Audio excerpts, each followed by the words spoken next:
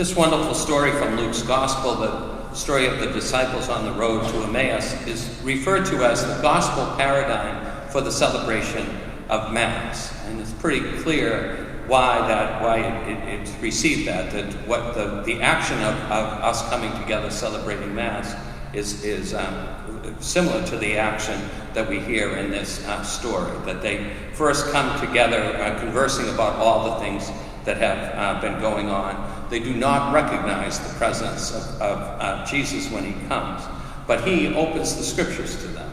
He speaks to them of the scriptures. So it's not only the sharing of the scriptures, but the explaining of them as well. And then, of course, in the breaking of the bread is what we celebrate in Mass. And it's sort of a double-edged sword, I think, to hear this gospel today in the situation that we find ourselves in now, in which those of you who love the Mass so deeply are still unable to join here and to celebrate it here in church. But nonetheless, we use this great, terrific story from the Gospel of Luke to deepen our love for the Mass, the Eucharist, and to come to appreciate more fully the power of the Lord's presence in our lives.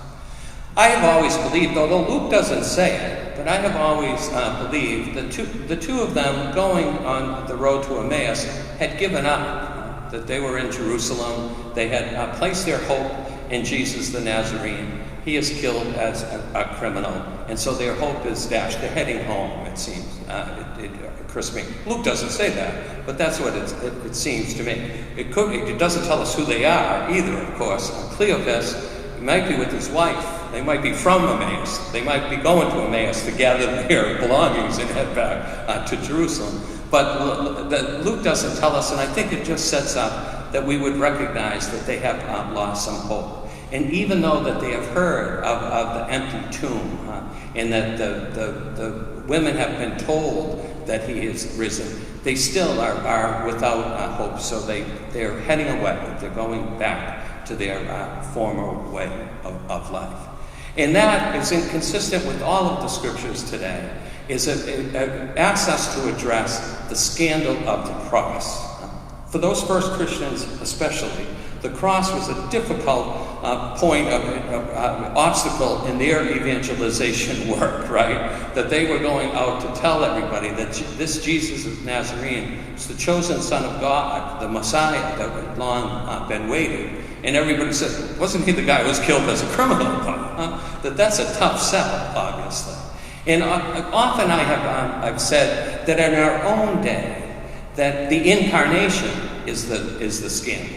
Because he's not born among power and wealth and influence. He's born poor and unstable. And that is true. But the scandal is the cross, right? The scandal is the cross. That God takes on human flesh and dies. And trying to come to deal with that is always a challenge. And a challenge that in this time of pandemic is deepened and at the same time made more important.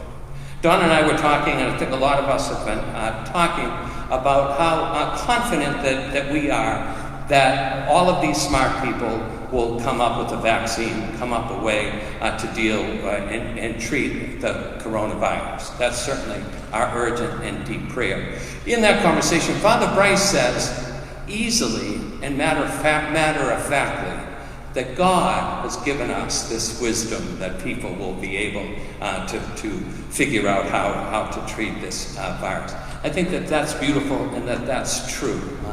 That it is God who has given us what is necessary to overcome the cross. And that is how we, in our own lives, can overcome the challenges, the difficulties, the death that enter in. Is in a deep, deep faith in the power of God and in the power of God's mercy. That's what the resurrection offers to us. Not that the cross is not difficult, and not that the cross isn't challenging and heartbreaking and difficult, but the resurrection gives us a sort of matter-of-factness about it. That as difficult and terrible as this is, we know that the God who loves us so much that he died for us will lift us up and lead us beyond the coronavirus, all of those things that enter into our lives.